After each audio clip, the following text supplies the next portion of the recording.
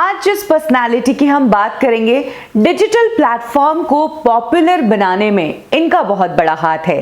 सैफ अली खान, नवाजुद्दीन सिद्दीकी, अभिषेक बच्चन, ये सब लोग तो अब आए हैं, लेकिन इन्होंने तो अपने सफर की शुरुआत ही डिजिटल से की। यानी कि ये कहना गलत नहीं होगा कि ये डिजिटल के सुपरस्टार है। जिस वक्त लोग short films, web series, small videos for YouTube, इन सब चीजों के बारे में सीख रहे थे, उस दौरान ये मिलियंस में व्यूज कमा रहे थे। इन्होंने काम तो बहुत किया है, लेकिन नाम हमेशा एक ही रखा है, जीतू भैया। आप समझ ही गए होंगे मैं किसकी बात कर रही हूं, जितेंद्र कुमार की। जी हाँ, टीवीएफ की सीरीज से पॉपुलर शुभ मंगल ज्यादा सावधान के स्टार जीतू भैया की। जीतू की लाइफ से जुड़ी वो बातें मैं आपको बताऊंगी जो आपने शायद ही सुनी होंगी।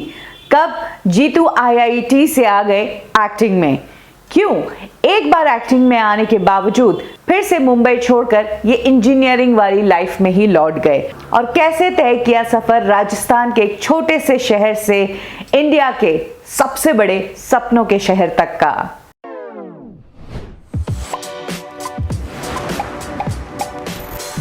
जीतू राजस्थान के अलवर के केरतार से बिलोंग करते हैं। इनके फादर एक इंजीनियर थे और जितेंद्र भी बड़े होकर इंजीनियर ही बनना चाहते थे। अपने पिता के फुटस्टेप पर चलते हुए जितेंद्र ने आईआईटी क्लियर किया और उसके बाद आईआईटी खड़गपुर में उनका एडमिशन हो गया। जीतू की स्कूलिंग हिंदी मीडियम स्कूल से हुई थी और आईआईटी खड़गपुर के जो लेक्चर्स थे वो इंग्लिश में हुआ करते थे। तब जितेंद्र को पढ़ने में काफी दिक्कत आती थी। यही कारण था कि पहले ही साल में वो 3 सब्जेक्ट्स में फेल हो गए। एक बार कॉलेज में सीनियर्स ने जीतू को अल पचिनो की the scent of a woman से कुछ लाइंस रिसाइट करने को कहा। जीतू को इंग्लिश नहीं आती थी, उसके बावजूद उन्होंने ट्राई किया और यही कारण था कि सीनियर्स ने उनकी काफी तारीफ की। और तभी अपने कॉलेज के सीनियर्स को जीतू ने बताया कि वो अमिताभ बच्चन और नाना पाटेकर की मिमिक्री बहुत अच्छे से कर लेते हैं, और तभी कॉलेज फेस्ट में जीतू ने अमिताभ बच्चन की मिमिक्री की, जिससे वो काफी पॉपुलर हो गए। अब जीतू कॉलेज के साथ साथ कॉलेज के ड्रामा कंपनी के भी एक मेंबर बन चुके थे और कॉलेज के ड्रामास में अक्सर जीतू का नाम काफी पॉपुलर हुआ था। कॉलेज में उन्हें काफी रिकॉग्निशन मिल रही थी।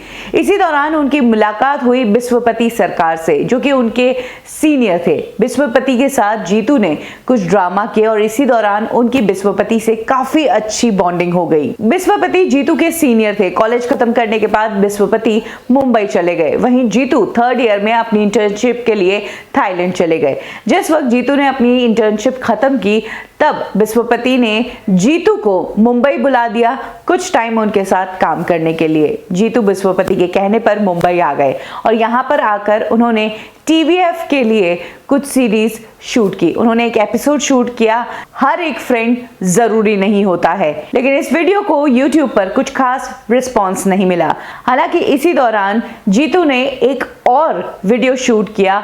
ये वीडियो था मुन्ना जज्बाती, लेकिन जब फिल्म क्रिटिक्स को ये वीडियो दिखाया गया तो कुछ खास रिस्पांस नहीं मिला। यही कारण था कि इस वीडियो को तब रिलीज नहीं किया और जीतू मुंबई में 3 महीने गुजारने के बाद बैंगलोर चले गए, जहां पर उन्होंने एक एमएनसी कंपनी में as a civil engineer job join कर ली। जीतू को जो एक्टिंग का चस्का लगा था उसको उन्होंने ट्राई दे दिया था, फेलियर हो गया था और वो फिर से बैंगलोर चले गए थे। बैंगलोर में जीतू की जॉब काफी बोरिंग थी। जापानीज कंपनी थी और वो अपने बॉसेस से जरा भी कनेक्ट नहीं कर पाते थे। जीतू का दिमाग इंजीनियरिंग वाला कम था और एक आर्टिस्ट वाला ज्यादा था। उस जॉब के दौरान जीतू को काफी खाली टाइम मिला करता था, जब वो काफी शायरियां और पोएट्री किया करते थे। ये शौक तो उन्हें कॉलेज से ही था, लेकिन टाइम अब मिल रहा था। इनफैक्ट जीतू गुलजार के बहुत ज्यादा फैन थे। उनकी शायरिया और कविता अक्सर गुलजार साहब से ही इंस्पायर्ड होती थी। यही कारण है कि जीतू ने अपना जो ट्विटर हैंडल है उसका नाम फर्जी गुलजार रखा है। बैंगलोर में जीतू एक बहुत ही बोरिंग लाइफ जी रहे थे। वही रोज की जॉब, लाइफ बहुत ही मोनोटोनस हो गई थी और शायरी लिख लिख के भी कितनी शायरी लिखते। इसी दौरान जीतू की मुन्ना जज्बाती वाली वीडियो टीवीएफ ने रिलीज कर दी और इस वीडियो को कुछ ही समय में 3 मिलियन व्यूज मिल गए। ये वीडियो वायरल हो गया, जिसके चलते बिस्वपति का फिर से जीतू को कॉल आया और बिस्वपति ने जीतू को मुंबई आने का इन्विटेशन दे दिया। इधर जीतू ने बैंगलोर में जॉब छोड़ी और मुंबई जाने से पहले वो अपनी फैमिली को बताकर और मिलकर जाना चाहते थे। यही कारण था कि बैंगलोर से उन्होंने फिर अलवर की ट्रेन पकड़ी। घर वालों को जब जीतू ने अपना ये डिसीजन सुनाया तो पिता ने उनसे कुछ दिनों तक बात ही नहीं की। घर वालों ने ये भी कहा कि एक्टिंग वैक्टिंग के चक्कर में मत पड़ और यूपीएससी के एग्जाम दे दे, अच्छी खासी सिक्योर जॉब लग जाएगी। लेकिन जीतू तो बस एक्टिंग में ही आना चाहते थे। कुछ दिनों तक तो पिता नाराज रहे, लेकिन बाद में ड्रग्स को कभी ना हाथ लगाने की शर्त से पिता ने जीतू को मुंबई आने की इजाजत दे ही दी और फिर जीतू आ गए एक बार फिर से मुंबई। इस बार जब मुंबई जीतू आए थे तो ज्यादा डेडिकेटेड होकर आए थे और बैकअप प्लान लेकर आए थे कि अगर एक्टिंग में काम नहीं मिला तो मैं वहां पर अपना सर्वाइवल कैसे करूंगा, क्योंकि जीतू ने एक डिसीजन लिया था कि वो पिता से पैसे नहीं लेंगे। मुंबई में अगर उन्हें सर्वाइव करना है तो अपने दम पर करना है। तो हफ्ते के 5 दिन जीतू फिल्म इंडस्ट्री के लिए काम करते थे, यानी कि टीवीएफ की वीडियोस के लिए काम करते थे। जब काम नहीं होता था तो डीओपी का काम कर लेते थे और वीकेंड्स पे वो पढ़ाने जाते थे फिजिक्स और मैथमेटिक्स, क्योंकि जीतू एक आईआईटीएन थे, वो एक इंजीनियर थे, इसीलिए तब उन्होंने कोचिंग क्लासेस लेना भी शुरू कर दिया था। यानी कि मुंबई में सर्वाइवल की प्रॉब्लम तो कम होने लगी थी। विश्वपति के साथ वर्सोवा में उनके फ्लैट में तब जीतू रहा करते थे। जीतू की ये जो सेकेंड इनिंग्स थी मुंबई में, ये काफी दमदार रही। और फिर आया ईयर 2014 में परमानेंट रूममेट्स। इसमें जीतू एक कंफ्यूज्ड दूल्हे का किरदार निभाते हैं और ये किरदार लोगों को बहुत पसंद आया। जीतू की नेचुरल एक्टिंग, जिस तरह से वो अपने डायलॉग्स बोलते हैं, आम जनता उनसे बहुत ज्यादा कनेक्ट करती है। फिर टीवीएफ पिक्चर्स, बैचलर्स, ये सभी वो सीरीज थी जिसमें जीतू के काम को काफी पसंद किया गया। जीतू ने विश्वजीत के साथ बैरली स्पीकिंग विद अर्नब भी किया था, जिसमें वो केजरीवाल बनकर आए थे और ये एपिसोड उनका काफी पसंद आया था। उसके बाद एक टाइम ऐसा भी आया जब जीतू को केजरीवाल के सामने भी परफॉर्म करने का मौका मिला और केजरीवाल ने उनकी उस परफॉर्मेंस की काफी तारीफ की थी। जीतू ने अपने हर एक एक्टिंग से प्रूव कर दिया कि वो बहुत ही नेचुरल एक्टर है। बड़े बड़े एक्टर्स ऐसे एक्सप्रेशंस नहीं दे सकते, फिल्मी सितारों में ऐसे एक्सप्रेशंस नहीं दिखते जैसे एक्सप्रेशंस जीतू देते हैं। लेकिन आपको यह जानकर हैरानी होगी कि जीतू ने एक्टिंग के लिए कभी कोई प्रोफेशनल ट्रेनिंग ली ही नहीं।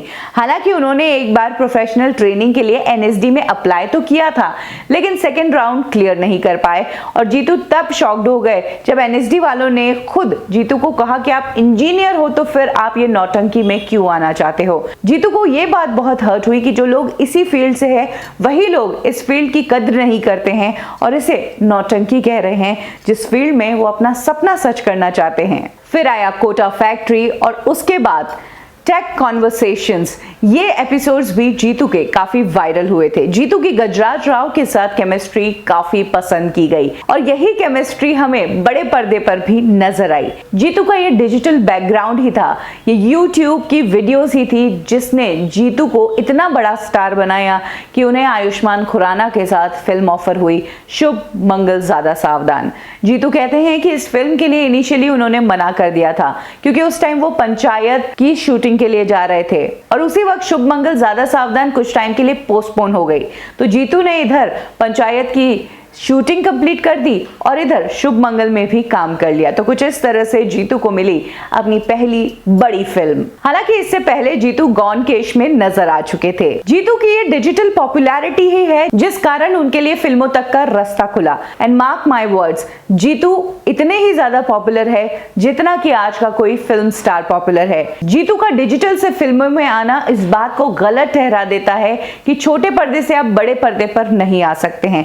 जहां अक्सर हम बॉलीवुड इंडस्ट्री में ये देखते हैं और ये सुनते हैं कि टीवी स्टार्स को फिल्मों में इसलिए नहीं कास्ट करते हैं क्योंकि उनका चेहरा बहुत ही ज्यादा कॉमन हो जाता है, वहीं जीतू के केस में भी उनका चेहरा कॉमन था, उनका नाम बहुत कॉमन था, एक जैसी रियलिस्टिक एक्टिंग वो करते नजर आए हैं। उसके बावजूद जीतू ने फिल्मों में अपनी जगह बनाई, आउटसाइडर होते हुए, बिना किसी गॉडफादर के, सिर्फ और सिर्फ अपनी मेहनत, पैशन और अपने एक्सपीरियंस के दम पर वो आज इस जगह पर है।